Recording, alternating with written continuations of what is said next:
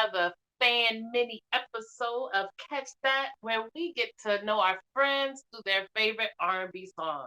I am naturally Elise, and that is my bro. JR. And we are the R&B representatives. And today we are welcoming a special guest by the name of Kelvin. Hello. Hello, thank you for having me. I love you. I love you guys' show. I mean, it's so informative. I learned so much stuff. Thinking I know R&B, I don't know R&B like you guys, but sometimes I think I do. And then I listen to your show, I'm like, oh, I don't know nothing. So thank you for having me. Truly appreciate it. I was like, dang, I don't know nothing. No, I don't know nothing. I don't know nothing. Seriously. Well, how about you, before we get into the song, how about you tell folks about yourself as much or as little as you would like the fans to know? Well, I'm from Queens, New York. I'm a diehard Knicks fan, as my shirt says. Amen. Yes, God. You connect with that on two levels, New York and the Knicks. Yes. I love music, so hip hop is my, is in my soul. But R&B obviously raised me too. It's funny, we were talking on Kill Show about how growing up we listened to so much different music. You kind of like a hostage in a sense. I think that was the word he used. You in your parents' car. You didn't have. It's not like the kids today where they have their own iPhones or listening devices and stuff like that. Whatever your parents would listen to, that's what you would listen to. So, but you learn to appreciate the music too. R&B, jazz, blues, gospel, whatever, classic, whatever, So I learned to appreciate those songs, and through hip hop, learning the samples and like, oh, this is where this came from. And you can appreciate the record, the original record too, on top of the samples, and just you learn to appreciate even more. So, that's mainly the thing for me. Right. So, how about you tell us what song you picked to talk about today, and just if you can remember the first time you heard it and how it made you feel. Okay. So this goes back. This is this song I'm thinking of when JL hit me about it. That just happened to me on Twitter. People were talking about what's the first song that you heard today, and someone had commented, and it's a hip hop song. It was a AZ song featuring Nas. It's called How You Living, and the sample that they're using is Glenn Jones' "Shpw Me." Sure. And I'm like, I mean, I love the record. They just looped the beat, but I just love the Glenn Jones record. His voice is just, it's just so pure. The first song I remember I can think of is "We've Only Just Begun." That I remember. The romance is not over, and so I was a fan of him from that. You got it right there. There we go. Oh, as you go. He does this. Yeah. So. Just that song right there, I just love his voice, and hearing that song and then hearing "Shpw Me," just the power in his voice and it just. So I was probably about,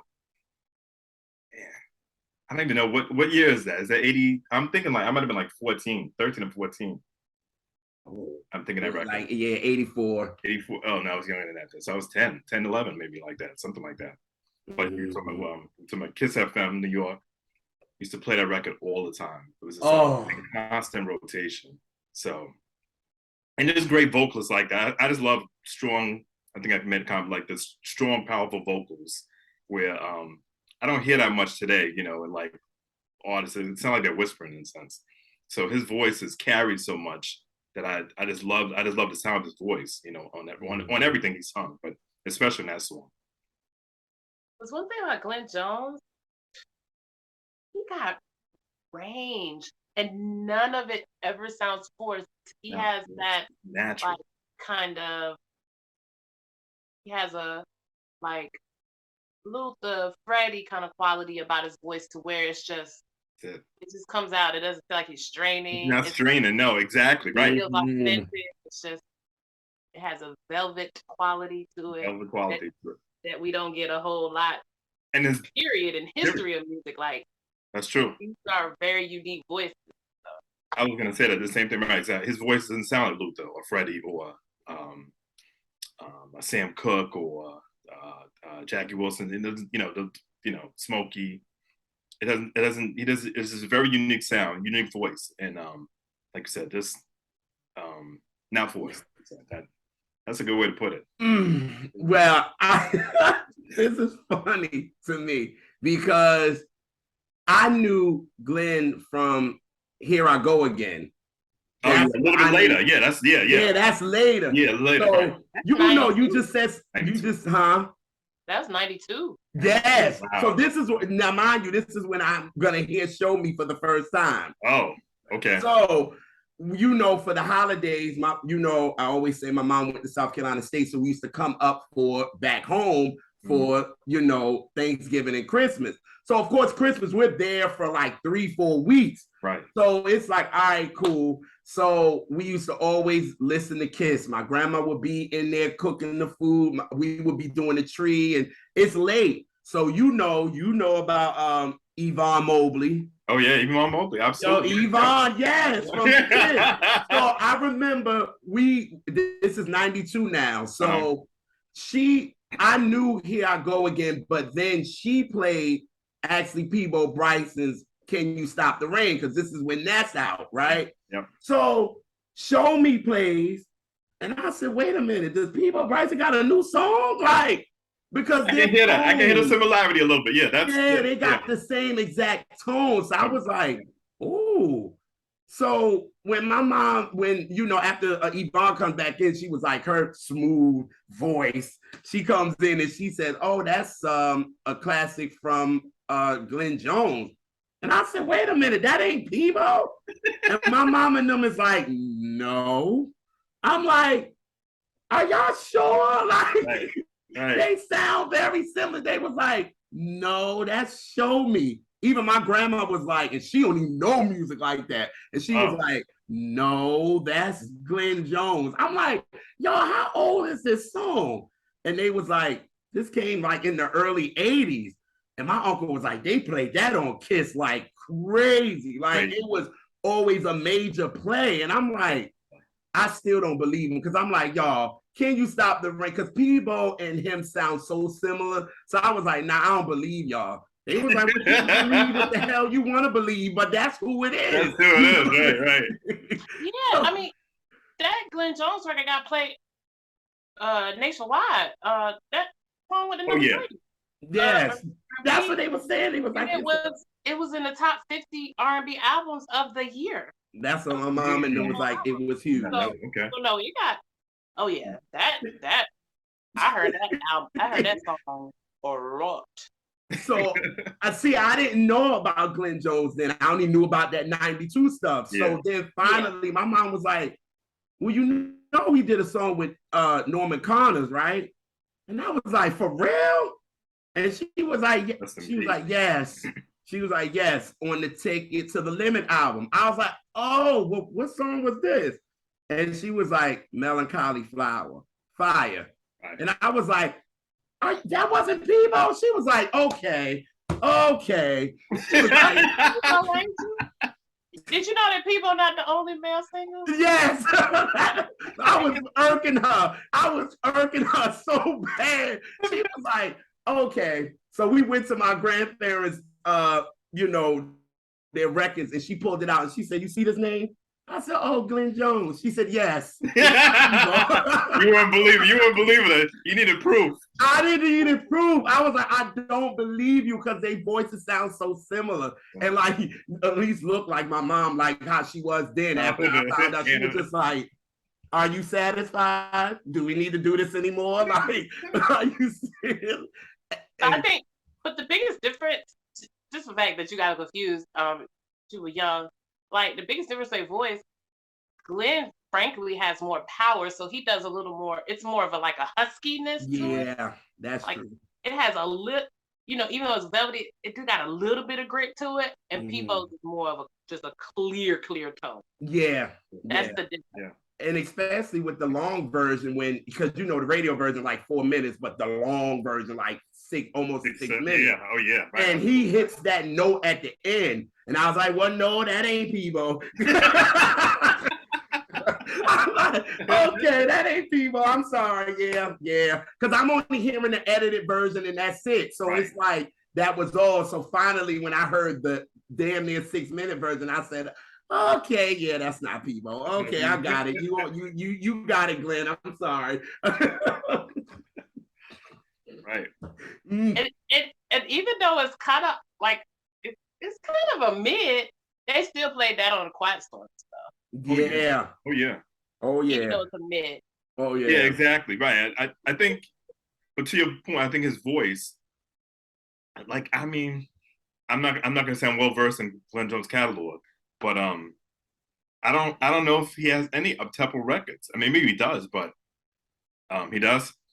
I don't know if I can even hear him singing up-tempo. I was just about to say that. Like, that seems like more of his range. These are the ballad to the mid. More of his, that's his pocket, you know.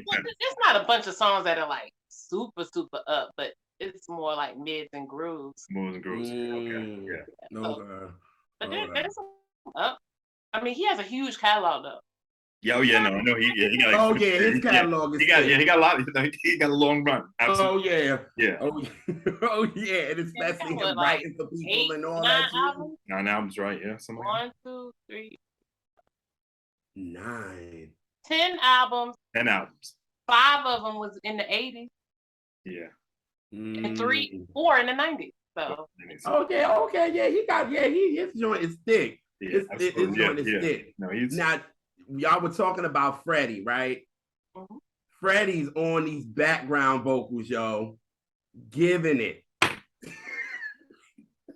you serious? Yes. Him and Lala, the girl that wrote the record, them two is on background. I'm blown. It's so many things on these liner notes that you find out on this. Wow. Because you got Lala that wrote it. Yeah. You got Kashief playing the synths. Right. You got Barry Eastman that's playing the piano, the keyboard. Yep. And then you got Freddie that's doing background. And you know, Freddie and Barry ended up getting together and creating so many hits. Yeah. Like, you know what I'm saying? Then you got Lala and Kashief that gave us the Whitney single that we all love.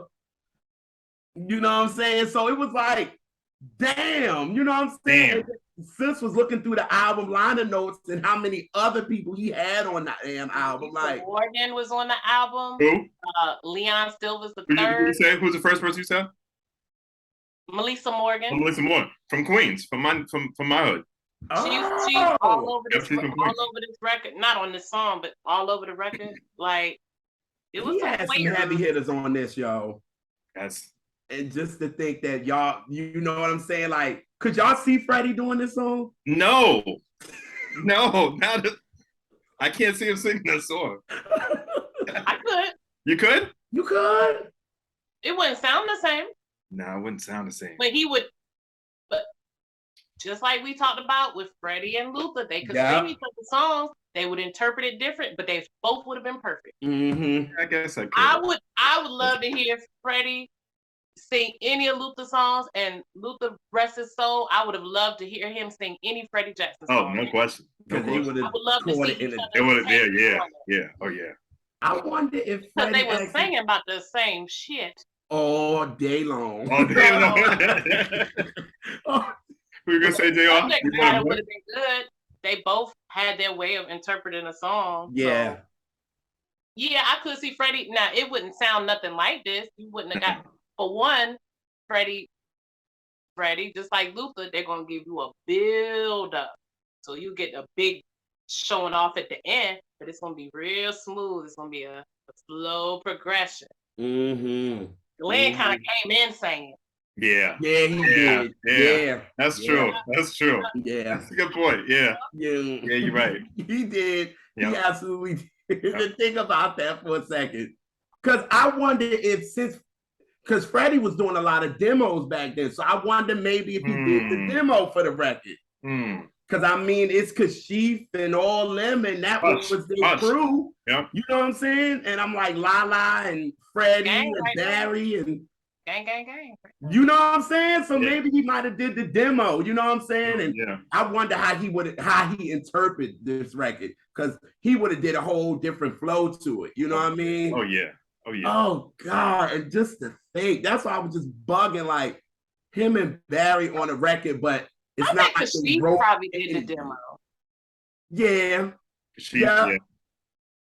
I'm sure he probably did. He did. Probably scratched his head. Is like, do I want to keep this? Right. I want to keep it for myself. Right. Right. Yeah. Do I want to keep it for me? Like. Right. But these words, y'all, like, yo, like my line is always hard for you and me to put our feelings on display. But you look into my eyes, you don't know why I feel this way. That's some fucking lyrics, y'all. That's it. That's it. That's it. Who's writing like that? Who's writing like that? Oh my God. Lala wrote her ass off this record, yo. She really did. Yes, she did. And it's just like, and then the way he comes back into the chorus, and then he goes into the bridge, and then like I said, that ending, he said, "Oh, I'm about to go off at the end." And this note for like 5 minutes. What I can do, right? he was showing off. He was showing off, right? Right. Sometimes people start trying to do too much and it take away. Yeah. Nothing but give. Oh my God. But I mean, I that's the thing I like, you know, that again, I don't hear too obviously, like I said, I defer to you both on that, but just to hear like singers, I want to hear singers show off. Like, show me your vocal ability, Whitney or Patty or Aretha, you know? Yeah. I'm going back a little bit. So I work in broadcasting, and I used to work for MTV, and I used to do I used to work I'm behind the scenes, so I do but I used to do a lot of engineering for MTV and VH1. So the VH1 Divas, I worked on that a lot for many years, and so those shows, you know the vocal ability on the people singing the nose. So it was like just to sit front seat, having a front seat, right there to see everything that's going on. It's like, I mean, it's just crazy, you know, just to see. We never got like dudes doing like ending like the Divas used to do. Oh, good point. Never. No, that's true. We never got that. I know, Elise. I know you giving me that look. I know. What's the look? What's the look, Elise? Because I agree with her sometimes. With you get so many of them together, and sometimes it just you get them together and it don't sound good. Yeah. Put a whole bunch, like I said on a past show, you could put a whole bunch of very expensive, very fine ingredients together, but if they don't match together, then it, you know what I say? You ain't finna have pot roast and ice cream together. I like them individually, but together, that's a stomach ache. Right. That's nasty. Yeah. I actually could just imagine, what if we would have had, they would have did that like back maybe, let's say like 91, 92, right, y'all? And it could have been Glenn, Freddie, Luther. Peebo. All four of them dudes going off, and it's just like pass the mic. That shit. That would have been. Because like we were just talking about in our episode how, you know, Luther don't like to be outshined. That's for sure. No. Right. And when Whitney tried to do that with him on the Soul Train, he gave her like a look like, oh, nah, you ain't about to play me tonight. Nah.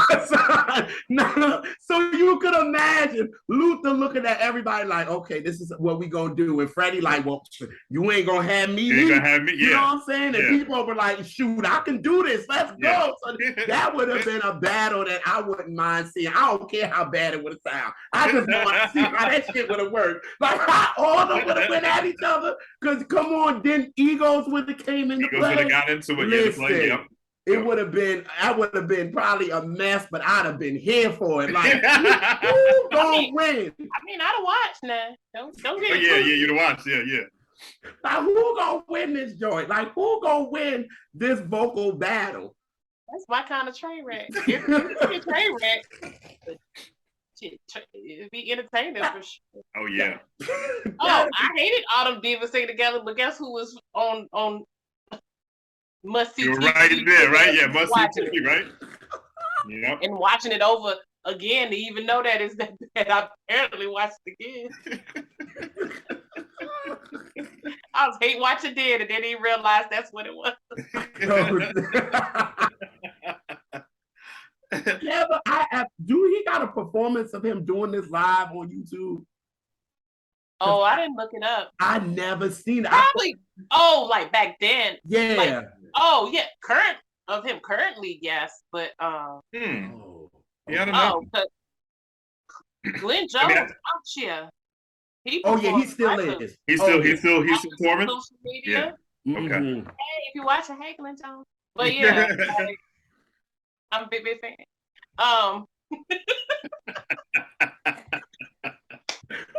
Because I would have loved to see him like do it on the Apollo or something. Yeah.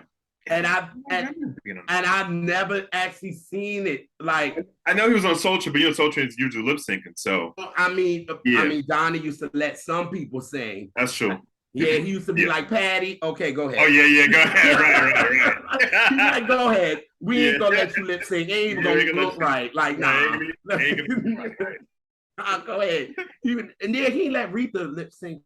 No, you're right. Yeah. Yeah, he didn't let Rita lip sync. It's like normally the girls he didn't let. The dudes is like, even he had Luther lip sync. Wait a minute, did Luther lip sync too? No, because when him and Cheryl Lynn did This World of Mine. Yeah. I think they actually did that live. Yeah. I think. Had to, yeah. Come on. Yeah. come on. Yeah. You don't want to see them two lip syncing. No. Nah, give me that. Yeah.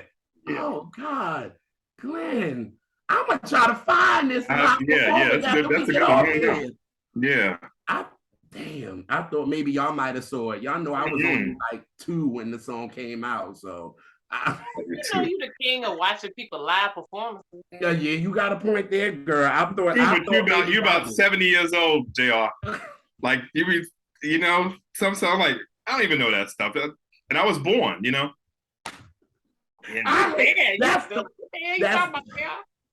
Y'all running ass joke with this shit. Like I was in the studio when it was made. I was I'm telling you. You be talking about something, Jay. I'd be like, yeah, it was a rainy Tuesday, and he had on a brown leather bomber and all of this. You see all of this? You see Glenn Jones, if you're watching, this is not representative of the R&B representatives. Yes, it is. Absolutely. Yes, I done did that a couple of episodes because y'all ain't gonna let me live that down, but that's fine. I'll take it like you do. I'll take it. But this song is epic, man. This song is epic. Like it's definitely on my playlist. Yeah. So I definitely have to have it on my playlist for sure. Like, especially like if I'm chilling like at home and I'm not drinking any liquor, I'm having wine, not liquor, wine. Yeah. And I have my playlist going. Show Me has to be. I actually like Show Me now better than Here I Go Again. And I used to, and I was introduced to him by Here I Go Again. You know what I'm saying? So that will always be my go-to. But once I heard Show Me, I was like, okay, I think you've been Trump. Oh God, I don't even like saying that word. Ruined it for everybody, right? Yeah. Hey. I'm sorry, I like this song better. Yeah. At least edit that part out. That never happened. Oh God, but yes, it's on. This is nobody picked this on. Yo, bro, when you picked this record, me and Elise was like, yes. Oh, really? So nobody picked. No, I was trying. Obviously Luther, Freddie. Somebody done picked the Luther song. I was like, yeah. I'm like, but I was, and I heard this song. Freddie, and I still play. Yeah, no one picked Freddie. Nope. Oh, I would have picked Freddie. Oh, nobody picked Freddie. No, Freddie.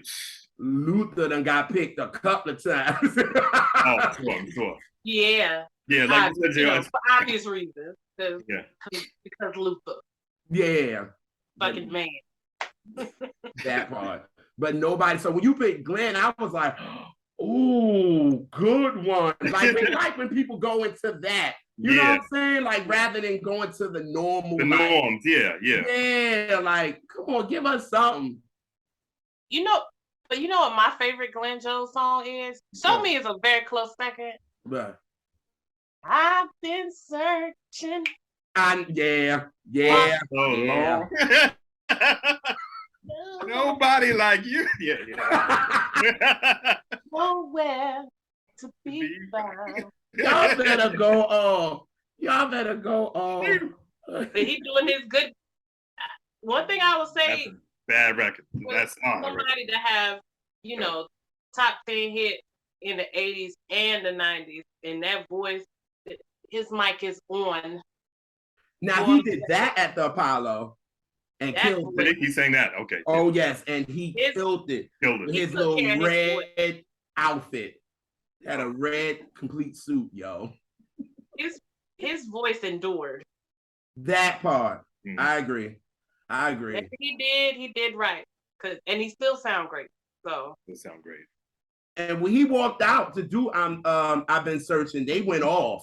Oh yeah, they went off for him. Yeah, with his high top fade and all. What, son? Like he came out this straight blowing. I haven't seen that. I was like, go off. Yeah, it's on that one. I've seen. Like I've seen that one many times, but I wish he would have. I remember watching that live.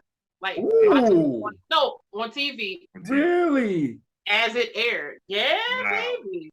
Oh no, it was certain shows in the 90s, if you was a teenager, that you just had to be watching it because you gotta talk about it on the bus the next day.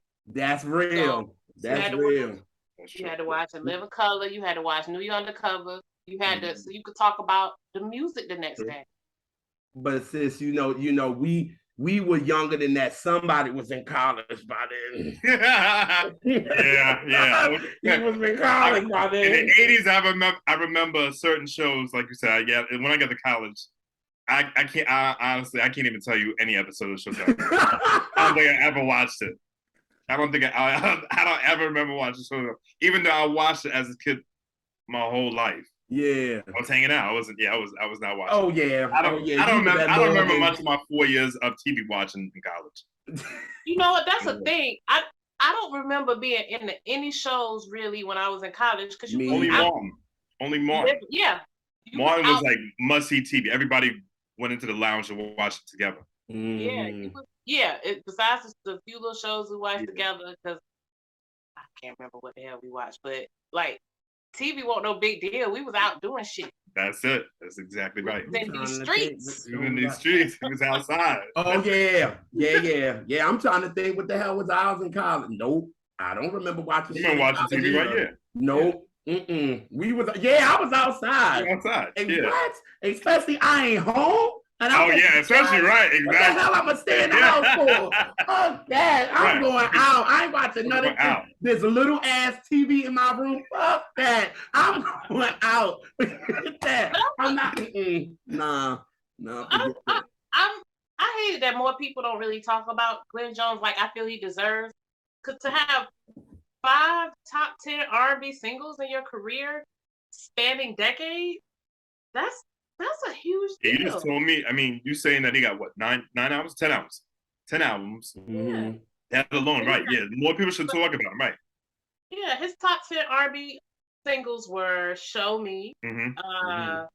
We've Only Just Begun was number 2. Stay was number 6. Here I Go Again and I've Been Searching. We're all top 10 R&B singles. Not many people can say that, right? Not many. That's why he could tour like crazy. That's true. 90s and have just as bigger success actually in the 90s than you had in the 80s. That's impressive. That's impressive. That's real. Yeah. You charted higher in the 90s. Again, that's why his behind can tour all day long when he wants to. He got a set list. You know what I'm saying? And depending on, then he done played for people and wrote for people. So that alone, like, I'm glad you keep this, so we could, throw some flowers that way. But yeah. And this is the time, y'all. I'm gonna see this. This was times when we were getting #1 hits on our charts, but it wasn't crossing over like that to pop like that. It would be like 60 and 40 on and the pop chart 70. Yeah, like we only had one song that was on the Hot 100. Which one was that? Here we go again. It only just begun, and it only went to 66. Oh, what? Damn. That's the only song that made it to the. That's crazy. Wow. So all others didn't even cross over. It didn't even make it. Not a one. Damn. That's messed up. Yeah. Well, you know how they were doing back then. You know how they were doing back then. It was the worst. That's crazy. That is not. Yeah, he touring. I think he's gonna be in at the winery out here. Oh, City Winery? Yeah, I think so. I'm gonna go check him. He had a song. He had one song cross over to U.S. adult contemporary with JR's favorite singer. Oh.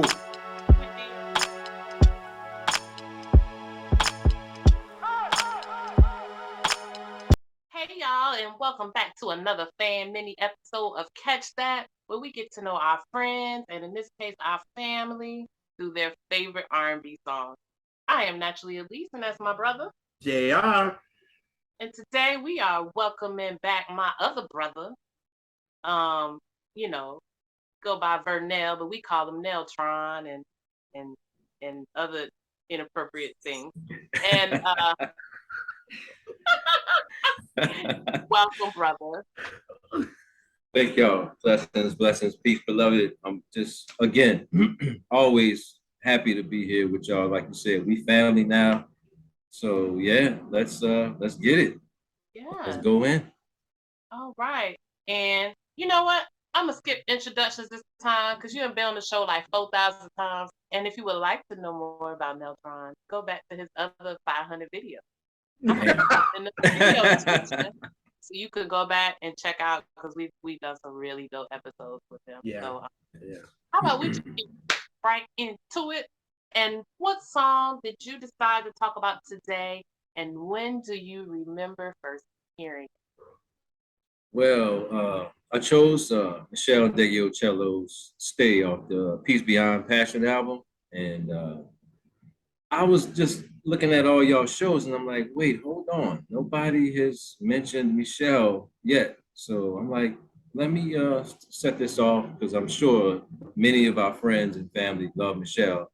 And like I said, I chose the song "Stay." The first time I heard it was in high school. I was watching The Box, and Me'shell had a single out, a couple of singles, and I'm like, let me go pick up the album, pick up the cassette, and that song stuck out for me, and it's still one of my favorite songs off my favorite album too. So that's when I heard it. It was about 1993. That was the first time I heard the song. She's just amazing, man. Yeah.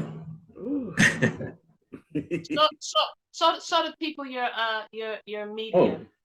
Right. Yeah. Right. Yeah. I had to go back, and this is a special edition one. I will pull it out, and it has like a different color to it. As a matter of fact, let me just Is that the remastered one they put out in 2021? Yes, this is the remastered one. And I didn't know. I had her CD and her cassette for years, and I'm like, you know what? Let me take the time and support this lady because nobody talks about Me'shell like on the timeline. I don't see nobody talking about Me'shell Ndegeocello. Period. You know, so well, and some I'm people teasing. I'm the only person I see, and maybe a couple people chime in, and people I already knew was a big fan. But yeah, that album, man, because I didn't know. So I bought that album, the Peace Beyond Passion album first. and saw the singles, and I noticed she started naming like Deuteronomy, Leviticus, Ecclesiastes, and I was like, wait, hold up. So I'm listening to the album. She has Mary Magdalene. It's very related to, it's very Bible related. So then when you get to the second half, and Stay is like a regular. I don't remember them playing any singles on the radio. I mean, she had a video, but Stay, I heard that and I was like, all right. Then my girl put me on Plantation Lullabies. Oh, the debut, yes. Right, and that's when I heard the Brian McKnight stole her song or whatever. But yeah, this song, Stay is that's one thing I love about Me'shell. She's vulnerable. She can speak for male and female. Race, no matter what your race is, no matter what gender you are, she can get that feeling out of you. And that's why I really love that song. Because it's sincere.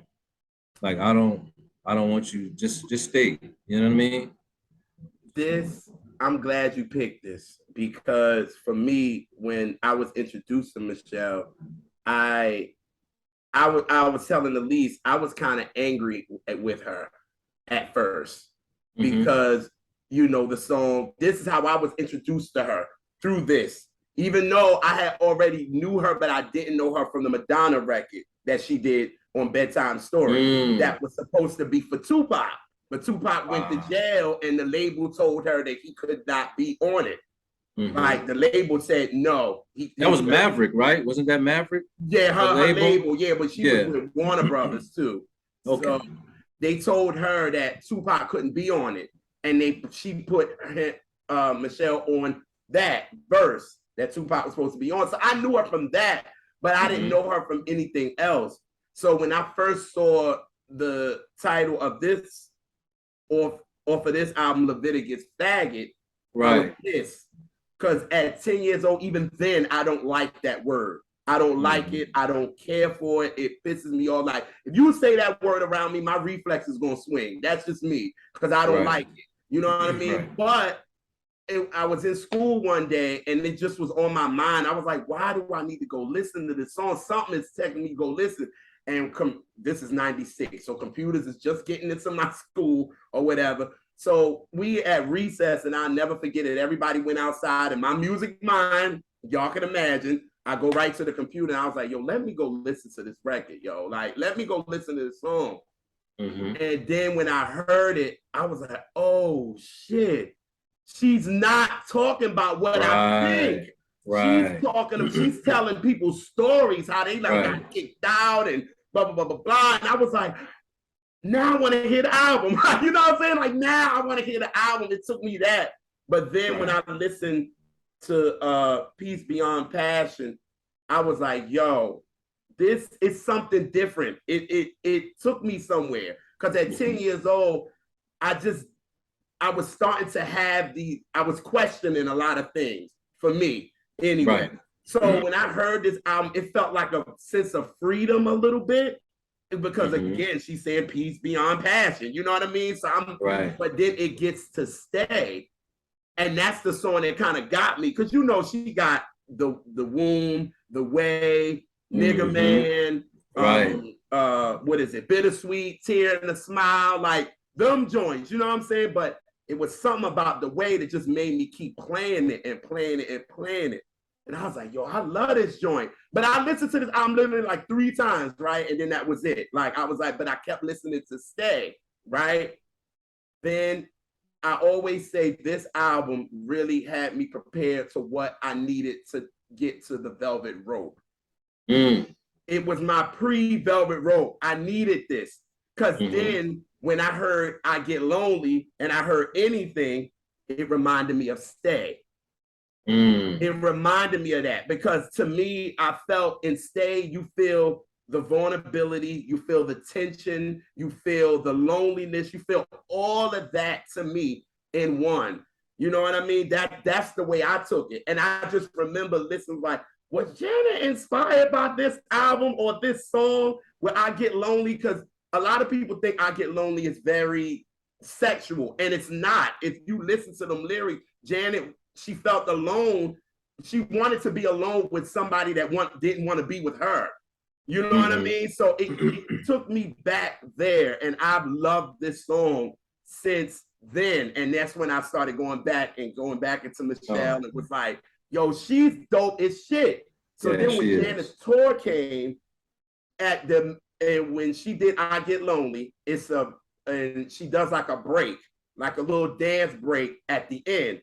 And the same drum pattern that Me'shell uses on Stay, she used it on that.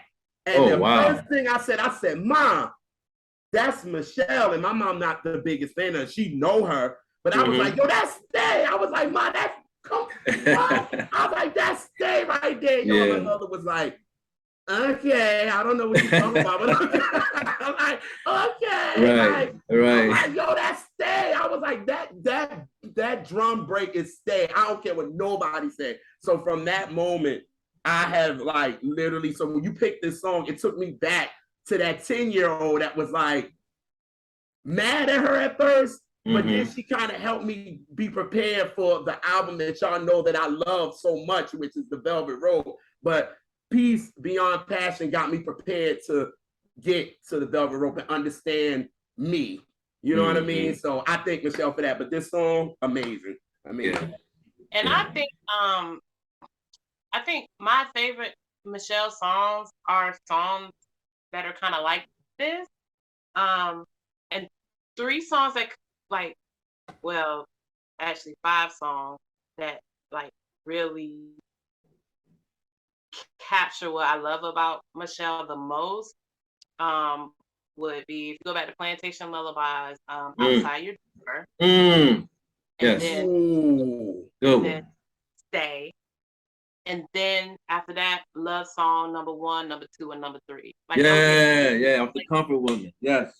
Just those 5 songs, like that's a certain kind of emotion. That's a certain kind of songwriting that I like.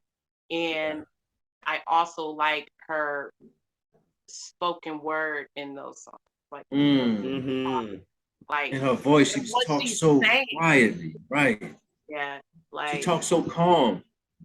You know what I mean? Like, I know I shouldn't be here with you, but you know, she said the forbidden always arouses my temptation. Like the way she says it, like. And I'm sure Floetry took. I wouldn't be surprised if I found out that's like one of their favorite artists. Like, listen, they took. It's in that vein. Of what she was doing, like they had to be inspired. Yeah. Oh yeah. Oh yeah. Most definitely. Oh yeah. Oh yeah. Especially that first album, that first Floetic. What's the name of that first Floetic album? You're right. It's called Floetic. Yeah, there's certain songs that do sound like it's in a Me'shell vein. Oh yeah. I mean? I always feel late on that. Yeah. I always feel like Me'shell don't get her stripes at all. Because I feel like I always say that her and Joy kind of started this thing that we want to call neo soul that they give the name to. That y'all know I'm just not the biggest fan of that name, but I get it. But I'm like, but if you want to start, it's those 2 ladies that actually started this thickness of an album. You never had thick albums like that until they did it. You know what I'm saying? And that's why everybody said once you got to Passion Beyond Pleasure, it's Passion Beyond. No, Peace Beyond Passion, baby. Thank you. With that red cup. No, I'm messing, man. But it's like when you get to it's so thick. That's why I'm like, if we want to talk about all the albums that they want to talk about, which is, you know, Brown Sugar and Baduism and Maxwell's first one, and you know, all that. I'm like, y'all can put this right in there. Like, it's just as thick. Like, you know what I'm saying? Like, I'm just like, why nobody ever, especially Black, don't ever talk about Me'shell a lot at all. Me'shell shit is thicker because of her thicker than a lot of stuff that came after her because of her musicianship that she can do. Yes. Oh my God. You know, she kind of had a Prince thing going on, like I can do everything. Right. Because I mean, I can I can sing in different ways. I can just talk and get you excited. Like, Oh, what? What's the Love Jones song she did with Marcus Miller? Rush Over. When she's That's it. talking. Yes. Ooh. the way she Hey, talks yo. outside your door.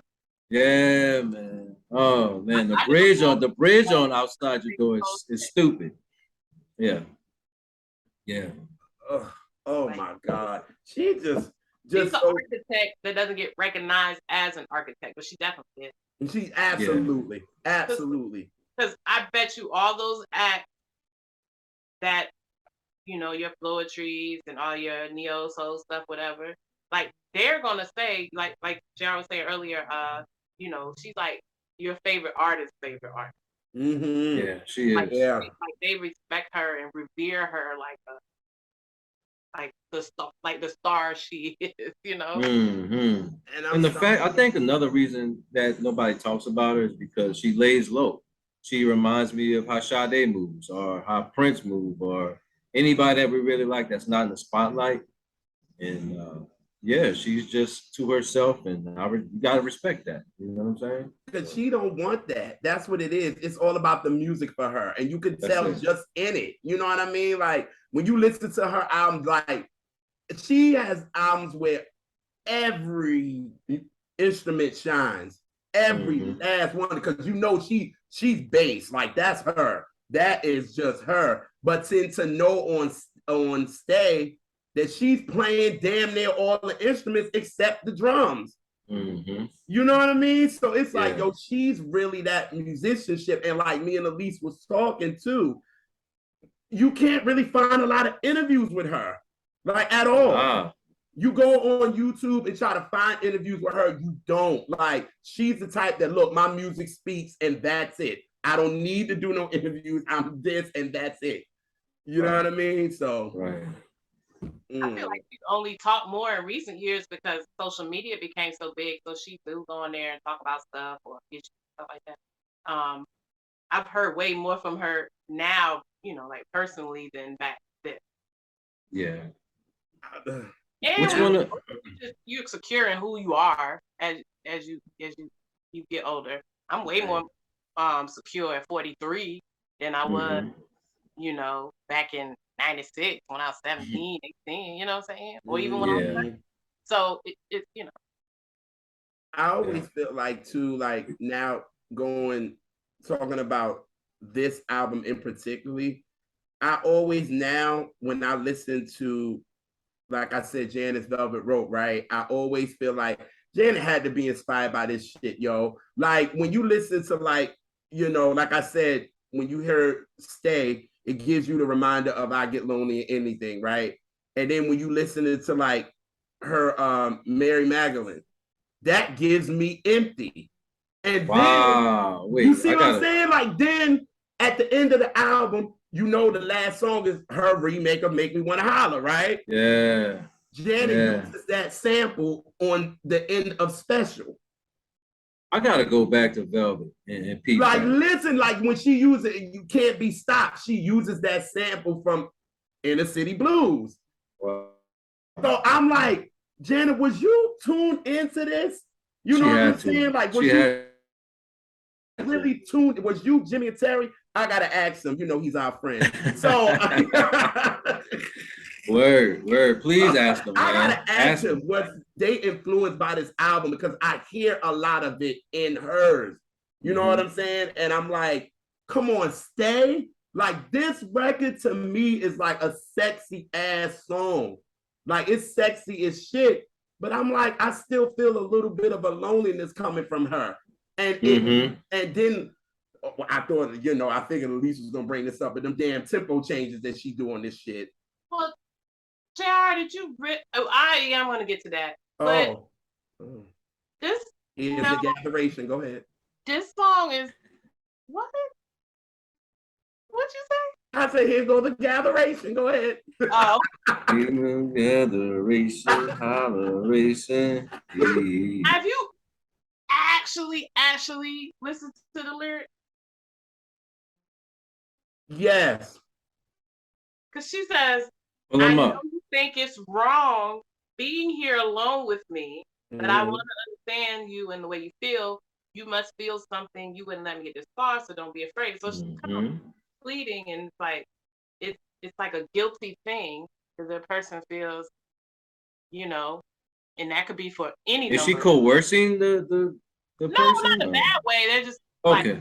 trying to get the person relaxed, like give in. I Right. know you're afraid to be here, and you can take that in a lot of different ways. It could be if forbidden relationship the person feels, or Yeah. it could go a lot of ways. Right. That person Right. could have been cheating on their their partner or whatever. She's like, look, I know you don't want to be here, but you here.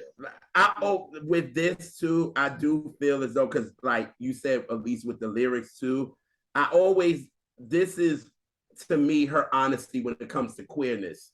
This is what I feel on this record, that is very honest. Because like you said, she like, I know you think it's wrong with you being here alone with me, but I want to understand you and the way you feel. You must feel something, or you wouldn't have let it go this far.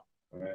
You know what I'm saying? Like, she telling, like, to me, I feel like, you know, you got feelings. You know, you got some feelings for me, same sex stuff. I know you got some feelings, but you don't think it's right. But if you didn't think it was that right, you wouldn't have been here. You would have been like, oh, this ain't cool. Let me go about my business. There's some feelings in here. Fuck all what the world is thinking. You like this. You know what I mean? And that, to me, gave me a little bit of comfortability about me and my thoughts. And at 10 years old, I'm like, oh, okay. Like, that's what I felt. To me, I don't know, maybe I could be wrong, but that's how I felt. I felt that, like, she was, because like you said, sis, when I was like, when that song Leviticus, and I felt some type of way about it, and I was like, but you was like, wait a minute, she already let you know from the break who she was. And I was like, sis, I was only 10. And you was like, oh, it makes sense. Like, okay, you didn't know what the hell was this. Like, you didn't know what that meant. And I was just like, yeah, because you were like, no, she made it from 1993. You knew what the deal was. You know what I'm saying? But then I'm like 10. I'm like, I don't know what she means. I don't know what that means. Right. I'm like, what the hell? Yeah, I mean, in the song she said, "I must admit, the forbidden always arouses my temptation." So that lets you know, and even if it isn't talking about queerness, even if it's talking about, it could be of you dating somebody a different race, a religion, like it's forbidden. That's what I'm saying. She covers the whole shit, the whole gambit. She covers everybody. Anybody can feel this song. Eskimo in Alaska could feel this song. You know what I'm saying? That's how powerful. I'm just saying, like a Russian or whoever, pick the country, the nation, they gonna feel this shit. And why do you think most songs ever created in the whole world are about love? Because it's the universal thing. Everybody understands it on some level. Yes, ma'am. Yeah. Even though what you call it had to get her little, she got her little thing at the end. She was like, I want to taste you. I was like, okay. Whoa. Yeah. You know, when you're 10 years old, you don't know what the hell she talking about. I'm like, she want to taste something. What? Yeah. Like, you know. It wasn't Duncan Hines. Okay. It wasn't Betty Crocker. Okay. It might have had a flavor of a pineapple, but she wanted to taste it. You know what I'm saying? Why y'all like this? I don't know y'all. Yeah. I'm just being sex positive. Yes. And she said something at the end. She's like, "Yeah, baby, you just don't understand. Like the way when it's fading out, like that's fade out part. She's like, you just don't understand." She getting her little shots off at the she end. licking That's why I was like, "Go off, girl!" Yeah. Like, okay. That's when I was just like, "Oh, okay." That's why I said once I got to the velvet rope, it was like, "Oh shit, I'm already prepared." What the fuck you talking about, Janet? Because Me'shell already know. Let me know what it is. She trying to taste shit and do this and do that. Right. I'm like, oh shit. Okay. So yo, but why the songs just come in so hard? Like beat. Like what? Boom, yo. Yeah. And it still has a little, like a sprinkle of hip hop flavor on it, the way it comes in. You know? Yeah. Because you remember when she first came out, it was like a more hip hop, R&B soul, and she was political, and she'd be rapping. Yeah, because you had like Girlfriend, you had Digging You Like a Oh So Record. Oh yeah. Rap. Digging You Like an Old Soul Record. That's my shit. Woo, the tempo. I know you love that tempo. Which song? Which song? Digging You Like an Old School Record. Oh, Dig It. Oh. Yeah. And run one of my fingers through your dreadlocks. Like, she just was going off, man. And I'm glad that the label, and for her to be signed by Madonna, who invites this. You know what I'm saying? Like, she let Me'shell just be her. She was like, look, girl, I like you. I don't want you to change. Like, do what you do. You know what I mean? Like, yeah, she had a lot of creative freedom. All of her albums, really. Yeah, you can tell. You can absolutely tell. Again, the freedom musically, the freedom lyrically. Like, she's just free on all of them. Like, Madonna probably was like, all right, girl. And then she turned in the album, was like, oh, yeah, I like it. Put it out. Yeah, you know what I'm saying? Like, it don't need nothing. You need a radio single, obviously. You know what I mean? Because the single off of this is Who Is She to You? Yeah. That was the radio Bill Withers. single. Yeah, that's the Bill Withers remake. I think everybody knows off this project. Right. Yeah, it went. Now, no, everybody don't know that. No, really? It crossed over to dance charts. It did not. Oh wow!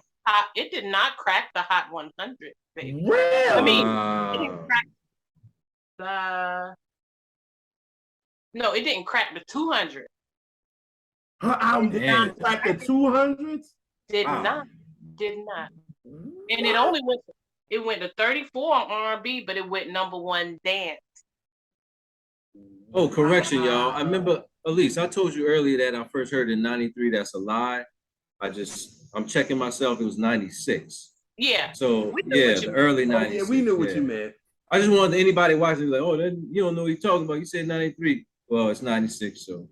Yeah. And you probably was thinking about Plantation Lullabies came out in '93. Yes. So, you not me. You ain't got to worry about it. You're not gonna get checked. I do, not you. Don't worry about it. You're good. And it's so funny. So that. Did she ever get any awards? Did she win any awards for? Oh, you know she didn't. No. That's what I'm saying, man. Like, this don't lady even get respected in our community. So no, she don't. No Soul Train. I mean, my cousins. But she got no. She do got a Grammy. She does got one, and she got a #1 single. She did that cover she did with John Mellencamp. John Cougar Mellencamp. That wasn't a #1. What was it? Like a top 3, right? Okay. And she got a Grammy. She got a Grammy for that, but she don't have no Grammy by herself. Nope. See what I'm saying? What was the category? It probably been best pop collab or rock, something. Yeah. It probably was that because she ain't getting nothing in no R&B, nothing. You know what else is one of her best songs? #1 records are on the dance chart. Wow.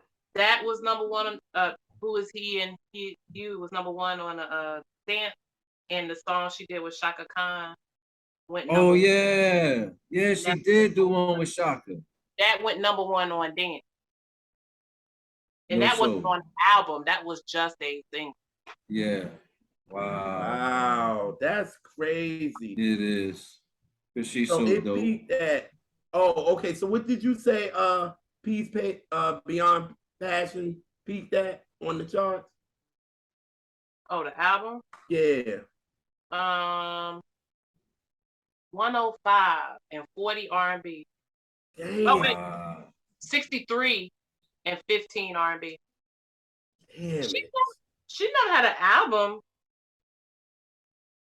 go anything past 15, and that's on R&B. Yeah, was the top she had for an album, which was Peace Beyond Passion was her most successful album. Wait, not even Bitter? I just said peace beyond passion. I was being sarcastic. Watch it. I wasn't. I was. Oh,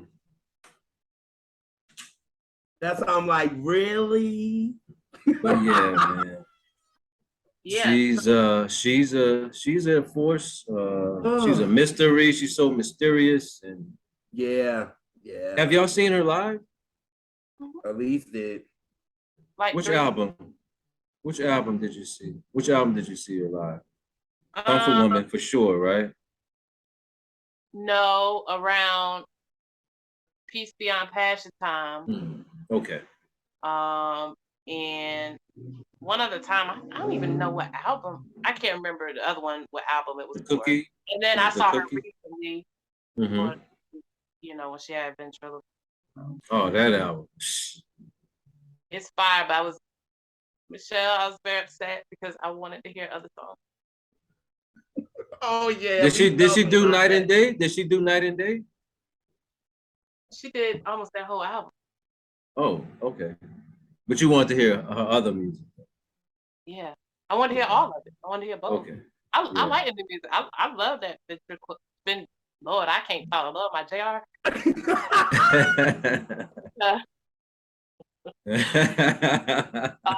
Hey, grandma. And we talked about it. Talked to Triborough about Don't Disturb His Groove, and I on a statement about that.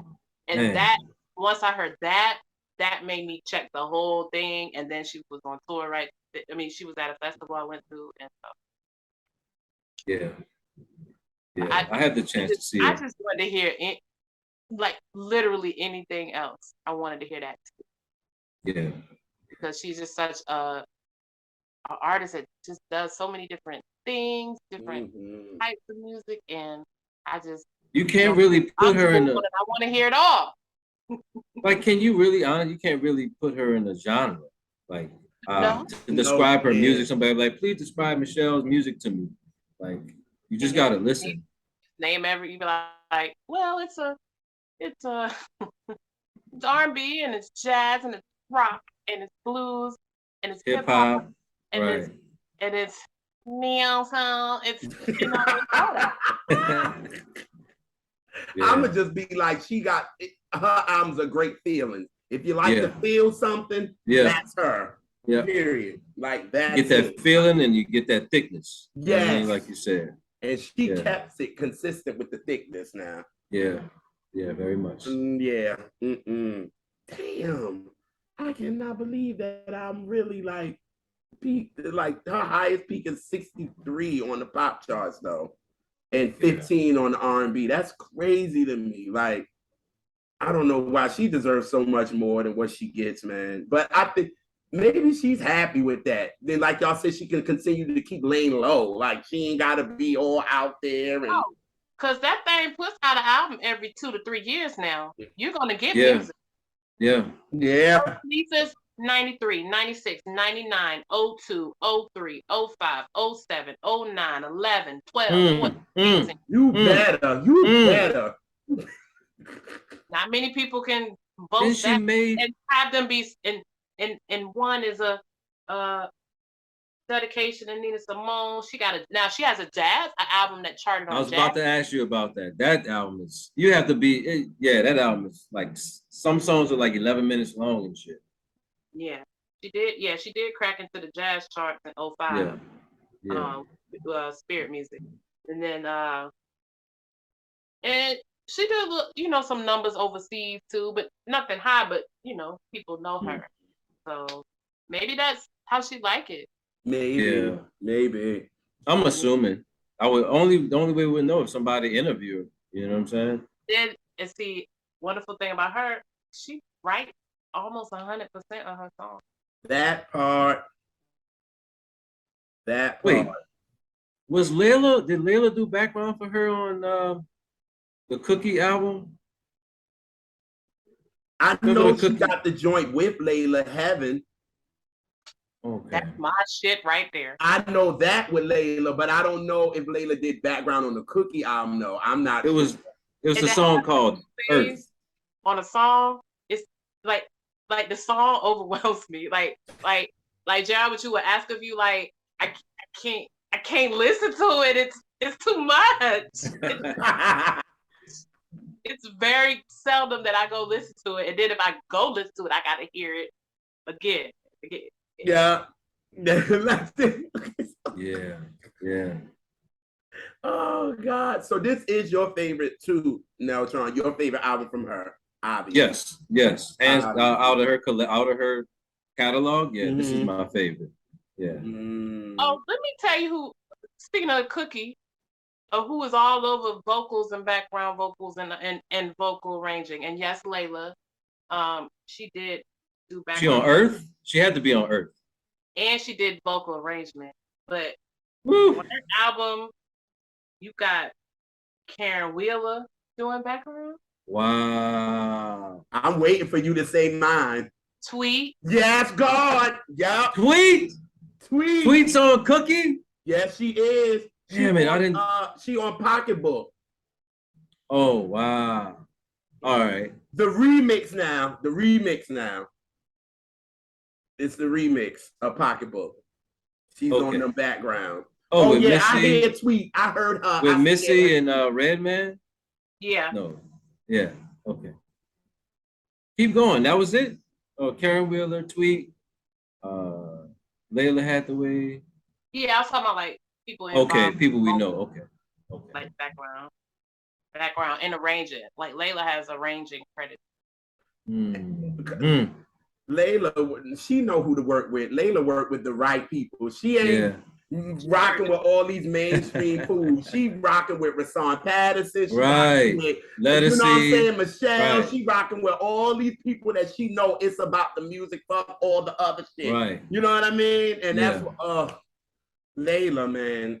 Yeah, she's amazing, man. Isn't she though? But you know, when you have artists that didn't necessarily get the mainstream love, one thing about them is they have enough of a following that they could tour the rest of their life with very devoted fans, and they can, they can do their work, and then they could go sing with an orchestra or go, you know what I'm saying?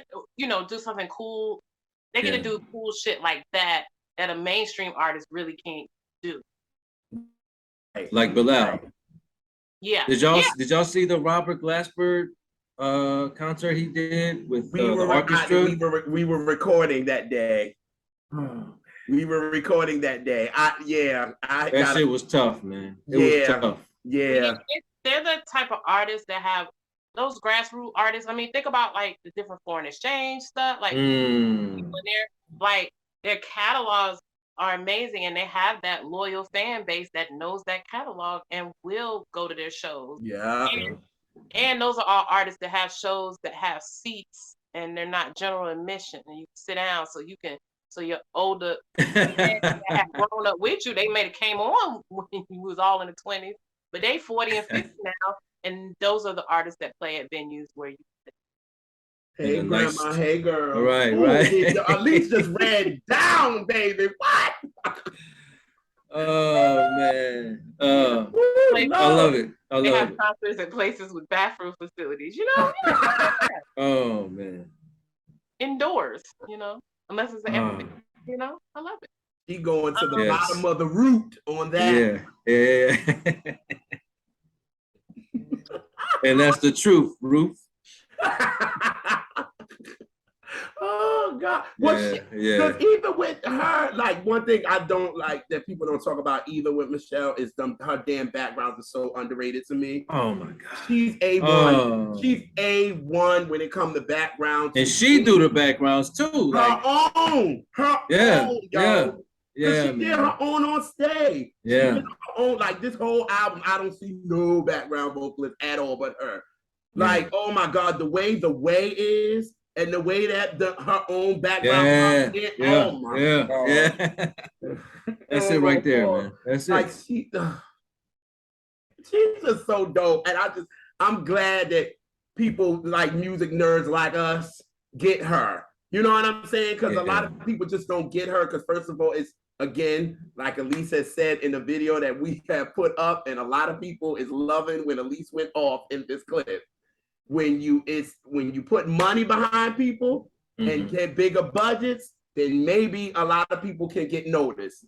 You know what I'm saying? I feel as though when it came to Me'shell, yeah, she was behind Madonna and all that, but you know, all the budget was going to Madonna. Right. And especially her music being different, it wasn't hitting us. So it was like, where do you put her? Right. Where do you put her? What do we do with her? What do we do with her? It's like you she was a know. new artist, basically. Right. You know how they do. If you don't know what to do with her, you kind of just let her go out to dry. And they did that to caught on to her, like, yo, she's musically dope. Like, she's a gem. Like, what are y'all thinking? Like, so yeah. I just had to say that because Elise went off in that clip. And every time I think about a new artist now or artist that didn't get the love, I'm like, I'm gonna just send them to Elise's clip and let them hear that. Yeah, it's what they did with what's your girl? Reese. Yeah. She was like in that same vein, like, what is she doing? Is this rock and roll? We don't know what to do with her. So because they try to put you, and then you try to do what the mainstream wants. And then when it don't work, they mad at you. Like, then they want to drop you. It's like, I tried to do what you wanted me to do. That's why when we talked to daughter about Adriana, she did what y'all told her to do. Yep. And then now it didn't work. And now you shitting on her. So she's like, man, fuck this industry. I ain't trying to be a part of this. And shit, Me'shell could have did that. She could have did that the second album in. Could have been like, you know what? I'm glad she did, man. I'm good. But she said, and that just shows you the love for music that she has. She said, man, fuck it. I don't care. Like Elise always tell us, whoever's gonna watch us is gonna watch us. Connect to your audience, and that's it. And that's what Me'shell does. She like, fuck it. I got my audience. I can tour. They can come. I got a cult following. I'm good to go. But y'all will understand that I am kind of the blueprint to this. Yeah. Look, I would rather have 100 very devoted fans and followers than to get 1,000 people that just happen to pass by and click. Right. That's real. Like I said, I want people there that want to be. I don't want no fly by night motherfuckers. You know what I mean? Yeah. If you're gonna be with me, be with me. If you're gonna listen to my music, listen to it and critique it. I want you to critique it. You know? That's right. But then Elise, you said she's very shy though, right? Yeah, I mean, she's more of a shy person. Like, even on stage, she's more shy. I think it's less now. Like I said, you get older and you find ways to deal with stuff. But yeah, shows in the past, she was very shy, but it still was great shows. Like, I'm like, how did you do that? Right. But some people just got it. Yeah. And it's got it. Yeah. You can't teach it. It's just, Yeah, she has the glow, man. Energy she has the glow. Energy, and you won't feel it regardless. That part. And when you just that fucking talented, like, okay, Music speaks. You don't need pyrotechnics if just got a dope energy and you're talented. You don't need all that. Nope. Keep it simple. Period. Yeah. That's shows I went to was just a motherfucker on the mic standing flat footed singing. Or sitting at a piano just singing. Those always the best shows for me. Yes, I love a show. Sometimes I do want to see fireworks and 20 dancers. Sometimes I do want to see that. And sometimes I just want to just soak in the music. The intimate type of settings too. Right. You can get that.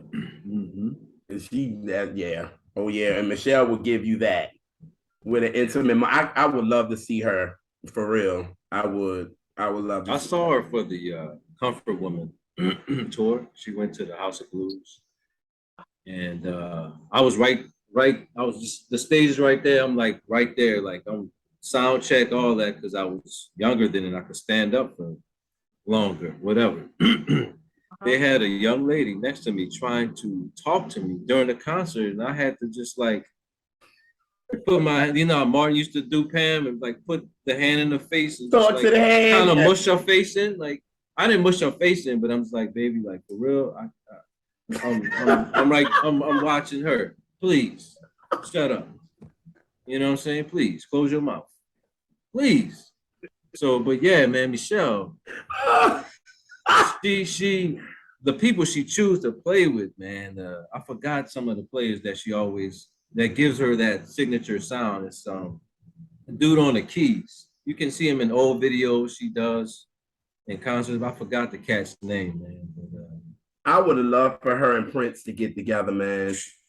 And she wanted that, and she, he passed. But I think on this album, she was able to get kind of close to him with Wendy, because Wendy played on Bittersweet.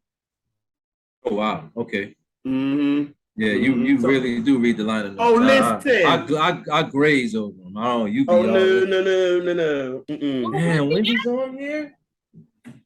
Wendy and Lisa is on various projects. Yes, Lisa. Is the water They cool? on Bitter. She rocked with the yo, so I know Prince had to be like eyeing her, yo. I would have wanted them to do something so bad. Yeah, they all over Bitter. I'm gonna go back and listen and read the liner notes. I believe y'all. But... Yeah, just go to every album and read the fucking personality. Yeah. You used to be like, what? Oh shit. I didn't know on this record, this new release, Soul Searching is on there. From Higher Learning. Oh. Yeah. All right. Okay. I got it. I'm gonna be Me'shell, and I think I'm gonna just go through a whole catalog this week. Jumbled ass fucking soundtrack. Why? Wait, like this? Wait, why you said what you said? No, the soundtrack. I said that jumbled ass soundtrack. Higher Learning. And we just talked about it. That's why. That was all over the place. I don't know. It was the sequencing. Like, wait, what are we doing here? You, Tori Amos, Outkast. That soundtrack bad. Yeah. But that's why I don't have it. Raphael, Me'shell. Yeah. I actually don't mind the Shanae cut. That's it. I didn't remember it, but I went back and revisited it. Tori Amos song ain't that bad neither. Yeah. When she played the piano. Yeah, that actually is. Yeah, I like that song too. I like Tori, but yeah. Yeah. Well, thank you, brother. Man, thank y'all. Man. This was all over the place. We were all over the place. Yeah, we were. Love it. But I appreciate y'all, man. I really do. This is really how we talk to each other when we're not on camera. Talk shit and I love it. Just about music. We crazy like that. Siblings. Yeah. I had fun, y'all. As always. Always have fun with y'all. Always. Yes. You're the best, Neltron. Yes, of course. If people would like if you would like to be found, where could people find you? On IG and Twitter at Neltron 8000. Yep. 8000. So yeah, we thank you again for hanging out with us. We also thank all of our viewers. We want y'all to become family, and then y'all can bring more cousins over here, and we can just have a big old party every week, and we catch that. So we will catch y'all on the next episode of Catch That. Salute. Peace. Another one. You smart. I like you.